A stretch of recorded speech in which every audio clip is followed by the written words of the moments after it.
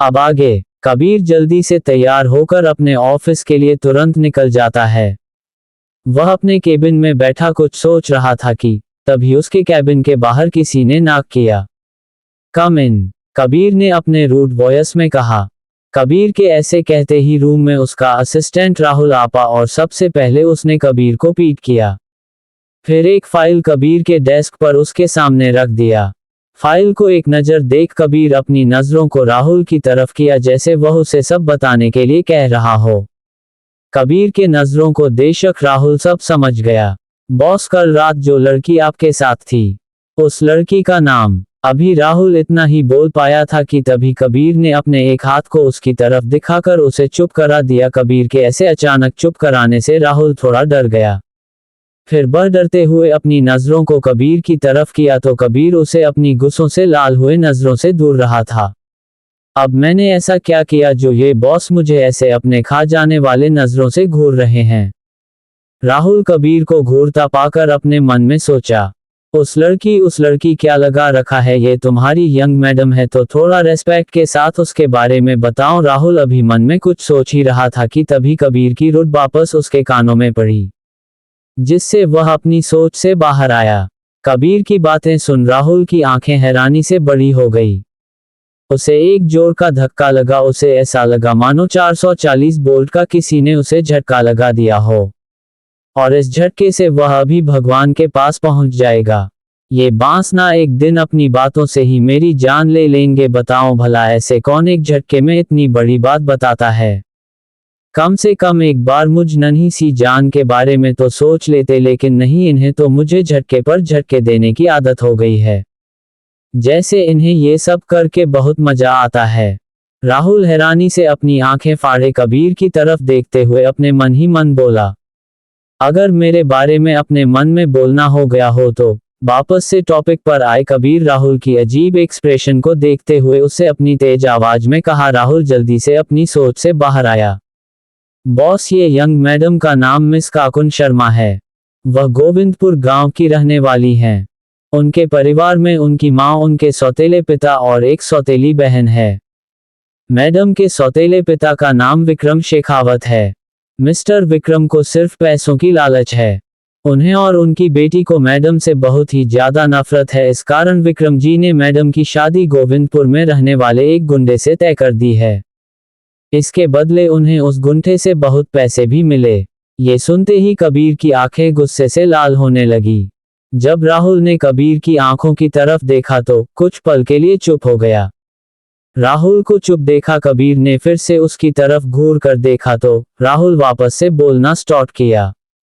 जब मैडम की मां को अपनी बेटी की शादी के बारे में पता चला तो उन्होंने विक्रम जी से बात करना चाहा, लेकिन विक्रम जी ने उनकी एक नहीं सुनी, उल्टा उन्हें बहुत मारा। मैडम हर के कारण कुछ कर नहीं पा रही थी तो उनकी मां ने मैडम को शादी की एक रात पहले उन्हें घर से भगा दिया और उन्हें यहाँ मुंबई में उनके पिता के फ्रेंड के घर रहने के लिए कहा।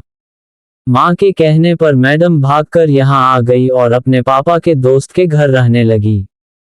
मैडम पिछले 2 साल से यही मुंबई में अपने पापा के दोस्त के यहाँ रह रही है। उनके पापा के दोस्त की बेटी मिस अदिति और मैडम दोनों एक साथ ही रहते और दोनों साथ में एक ही कॉलेज में पढ़ाई करने लगी। वहीं कॉलेज में मैडम की 2 और लड़कियों से मुलाकात हुई और उनकी फ्रेंडशिप हो गई। उन दोनों का नाम ऋषा और मानवी है।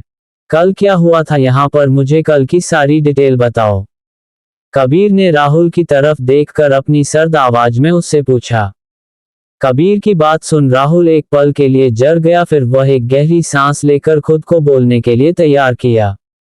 कल मैडम की फ्रेंड रिया ने अपनी शादी फिक्स होने की खुशी में पार्टी दी थी। उसी के लिए मैडम यहाँ आई थी और मैडम के कॉलेज के 2 लड़कों ने मिलकर मैडम और उनकी फ्रेंड अदिति की ड्रिंक में ड्रग्स मिलाकर दे दिया था, क्योंकि वह दोनों मैडम का फायदा उठाना चाह रहे थे, पर शायद मैडम गलती से आपके रूम में आ गई। राहुल ने कबीर के सवाल सुन उसे सारी बातें बता दी। कौन थे वह दोनों लड़के?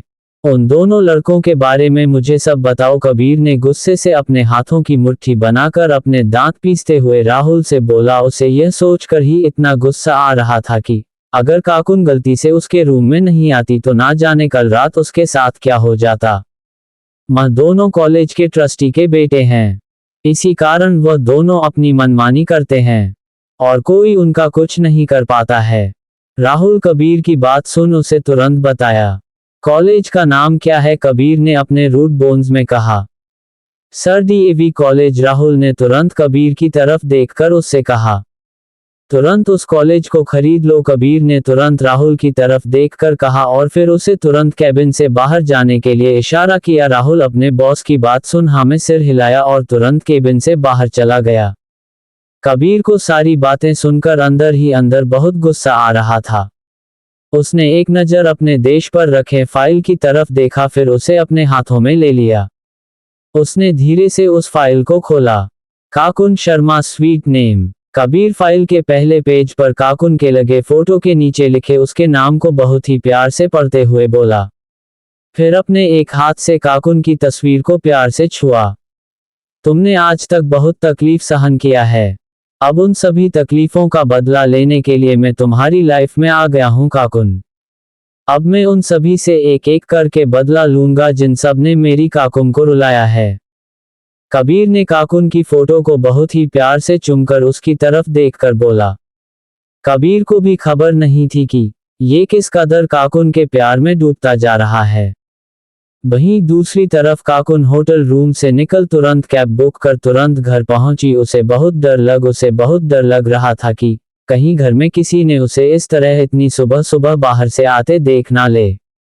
लेकिन किसी ने उसे नहीं देखा। वह जल्दी से अपने रूम में गई और रूम को अंदर से लॉक कर दी। फिर वह वॉशरूम की तरह भागी और वॉशरूम में शावर ऑन करके उसके नीचे खड़ी हो गई।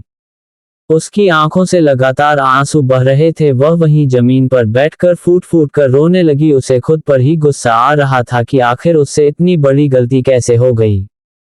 यह मुद्रा से कल रात क्या हो गया? इतनी बड़ी गलती, अब मैं क्या करूं? मेरे तो कुछ भी समझ में नहीं आ रहा है। अब मैं अपने प्रिंस से जब मिलूंगी तो कैसे उससे नजरें मिलाऊंगी? ये तो मेरी जिंदगी है, मेरे जीने का सहारा है। अगर वह ही नहीं मिला तो मैं तो मर ही जाऊंगी। काकुन वहीं फर्श पर बैठे घुटनों में अपने सिर को छुपाए लगातार रोते हुए खुद में बोले जा रही थी। To be continued. कौन है ये प्रिंस जिसे सोचकर काकुन इतना से रही है और अब कभी काकुन को पाने के लिए क्या करेगा? मुझे कमेंट करके जरूर बताएं।